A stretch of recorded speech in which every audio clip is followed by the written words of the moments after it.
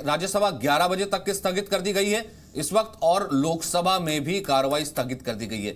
दोनों तरफ राज्यसभा कल तक के लिए, मतलब पूरे दिन के लिए, राज्यसभा कल तक के लिए स्थगित कर दी गई है। और इस बीच अलग अलग पार्टियों की तरफ से स्टैंड जो है वो अलग आ रहे हैं। हम ना विरोध में हैं और ना हम साथ हैं। तो ऐसे में अमिताभ सिन्हा साहब, आपको लग रहा था कि ये होने यही वाला है कि विपक्ष इससे पहले की एकजुट होगा, उससे पहले ही बढ़ जाएगा? सचिन जी, जैसा मैंने अभी पहले भी बताया कि ये पूरा का पूरा मसला कांग्रेस के भविष्य को तय करेगा कि कांग्रेस वहां पर जो पिछली बार 2004 से 2009 में वाम दलों की सरकार ने कांग्रेस को समर्थन देके अपना सुपड़ा साफ कराया देश में, वैसे ही कांग्रेस, चूंकि कांग्रेस मुक्त भारत का अभियान नरेंद्र मोदी जी का जो है वो देश भर में स्वीकृत हो चुका है, तो जो आंध्र और तेलंगाना में कांग्रेस की जो रही सही स्थिति है वो भी खत्म करने की जो ये कांग्रेस की नासमझी है, उसके बारे में मैंने शुरू में चर्चा की थी। और यहाँ भी मैं यही कहना चाहता हूँ कि अभी जो वहाँ पर अभी दुष्यंत जी बता रहे थे कि आंध्र प्रदेश को विशेष राज्य का दर्जा, अरे भाई आप पहले अपने गिरबान में झांक के देखो कि आपने आंध्र प्रदेश की स्थिति कितनी दयनीय कर दी। और आप मांग कर रहे हैं 10 साल आपने शासन किया और 10 साल के शासन में आपने आंध्र प्रदेश की स्थिति ऐसी की भूखमरी, आत्महत्याएं लगातार, और आपने पिछले सेगमेंट में चर्चा शुरू कर दी कि आत्महत्याएं हो रही हैं, बेरोजगारी हो रही है। देखिए, इसी को कहते हैं कि केटल कॉलिंग पॉट ब्लैक। अब ऐसी स्थिति है, जैसी स्थिति वैसी, इसमें कहीं कोई दो राय नहीं है कि देश में कांग्रेस पूरी तरीके से एक्सपोज हो चुकी है और उनके पास अभी कोई दूसरा रास्ता नहीं है सिवाय सब जगह पिलियन राइडिंग करने के लिए दूसरे के स्कूटर के पीछे बैठ के चलना, चाहे वो यूपी हो चाहे वो बिहार हो।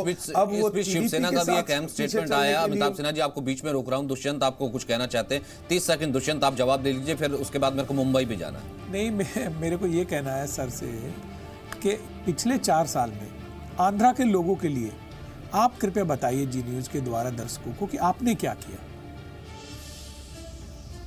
ठीक है, इसका अमिताभ जवाब देंगे। इस बीच संजय सिन्हा, इस बीच संजय का रुख कर लेते हैं। इस वक्त मेरे सहयोगी हमारे साथ मौजूद हैं, क्योंकि इस वक्त शिवसेना का ये जो स्टेटमेंट आया है, पहले संजय रुख ये किया जा रहा था, ये बात बताई जा रही थी कि शिवसेना कह रही थी, संजय राउत यहां से कह रहे थे कि वेट एंड वॉच, हम सिर्फ वेट एंड वॉच करेंगे।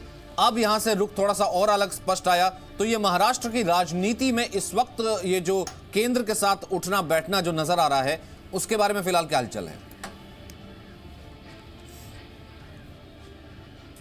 देखिए, मैं बता दूं, शिवसेना आखिरी मोमेंट तक अपना जो टालना चाहती थी और यही वजह है कि आज उसका अखबार का जो होगा उसमें उसने लिखा हुआ है, उसमें हेडिंग उसका यही है एडिटोरियल का, उद्धव ठाकरे के नाम से, कि अविश्वास प्रस्ताव का क्या होगा, ये उसने कहा। इसके अंदर उसने आंध्र प्रदेश और तेलुगु देशम की और चंद्रबाबू नायडू के बारे में की तारीफ की है, बीजेपी की आलोचना की है, लेकिन कहीं भी उसने ये बात नहीं कही है कि वो सरकार के पक्ष में मतदान करेगी या सरकार के विपक्ष में मतदान करेगी। असल में शिवसेना देखिए सबसे पुरानी सहयोगी है भाजपा की, कई साल 2 दशक से ज्यादा पुराने वक्त से उनका गठबंधन चल रहा है और साथ ही सेकंड लार्जेस्ट पार्टी है भाजपा के बाद। एनडीए के अंदर 18 सांसद है, लेकिन क्योंकि महाराष्ट्र में भी शिवसेना सत्ता में भाजपा के साथ है, तो एक तरफ शिवसेना पे जो लोकल कैडर है और साथ ही एमएलए का काफी दबाव है उद्धव ठाकरे पर कि भाई भाजपा से अलग हो जाए, लेकिन जो सत्ता में बने रहने की जो भूख है और सत्ता में बने रहने की जो चाहत है, इस वजह से शिवसेना पूरी तरह से अपना रुख साफ नहीं कर रही है। सूत्रों का कहना है कि अगर ये आखिरी 6 महीने में आता सरकार के ये अविश्वास प्रस्ताव, तो शायद शिवसेना अविश्वास प्रस्ताव के साथ जा सकती थी, लेकिन फिलहाल वो अपने जो पत्ते हैं एकदम करीब रख रही है और वो किसी भी तरह से ऐसा कुछ नहीं क्या करना चाहती कि जिससे कुल मिलाकर ये कह सकते हैं, भले वेट एंड वॉच कह रहे हो, ये कंफ्यूजन की स्थिति नजर आ रही है। अभी ना साथ छोड़ना चाहते हैं ना साथ देना चाहते हैं, कहीं ना कहीं बीच में ही साथ रहना चाहते हैं। फायदा तो कम से कम फिलहाल एनडीए को होता नजर आ रहा है।